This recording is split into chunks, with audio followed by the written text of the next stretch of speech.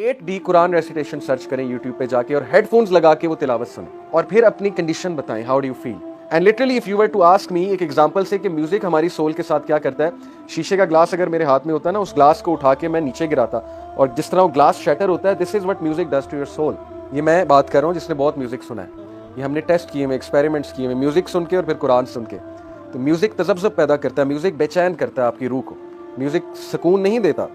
Music dopamine की value इतनी बढ़ाता है, you ask for more. Music आपको हाई करता है, इलेटेड करता है, यूफोरिया क्रिएट करता है।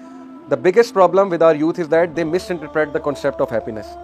हमारे नौजवान यूथ हैप्पीनेस को इलेशन समझते हैं। Elation is not happiness, euphoria is not happiness. Euphoria is a very temporary state. Euphoria is simply dopamine rush, कुछ देर बाद खत्म हो जाएगा।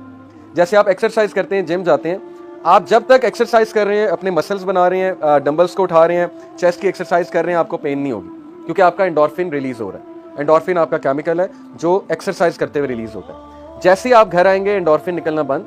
वाई? बिकॉज एक्सरसाइज खत्म, अब दर्द होगी। अब उस दर्द को खत्म करने के लिए अगले दिन दोबारा जिम जाना पड़ेगा। जब तक जिम नहीं जाएंगे वो दर्द रहेगी। इसी तरह दर्द आहिस्ता आहिस्ता खत्म हो जाएगी, मसल्स आदी हो जाएंगे उस चीज़ की। Same music does. When we listen to music, when we listen to anything that increases dope, हमें उस वक्त मजा आएगा। जैसे म्यूजिक खत्म हुआ, बेचैनी शुरू, रात को नींद भी नहीं सही से शायद आएगी, गाने चल रहे हैं माइंड में, we will ask for more, और म्यूजिक और म्यूजिक। एक टाइम आएगा कि हम बिल्कुल डिसेंसिटाइज हो जाएंगे, बुराई अच्छाई का कॉन्सेप्ट ही खत्म हो जाता है। और यही हमारी यूथ का हो चुका है कि बुराई अच्छाई कॉन्सेप्ट खत्म है, डिस्टॉर्टेड कॉन्सेप्ट्स हैं बुराई और अच्छाई के। और ये एक हदीस में भी आता है कि क़यामत के नजदीक लोगों के दिल ब्लैक हो जाएंगे। Why? Because that heart will not be able to recognize good and bad. Relative morality का concept होगा। What is good, what is bad, they won't care। और ऐसा आज हो रहा है। हम कुरान और हदीस को बिल्कुल कुछ नहीं समझते। हम कहते हैं नहीं, हमारी अकल जो कहेगी वो हम मानेंगे, हमारी समझ जो कहेगी वो हम मानेंगे। तो ये वीक फेथ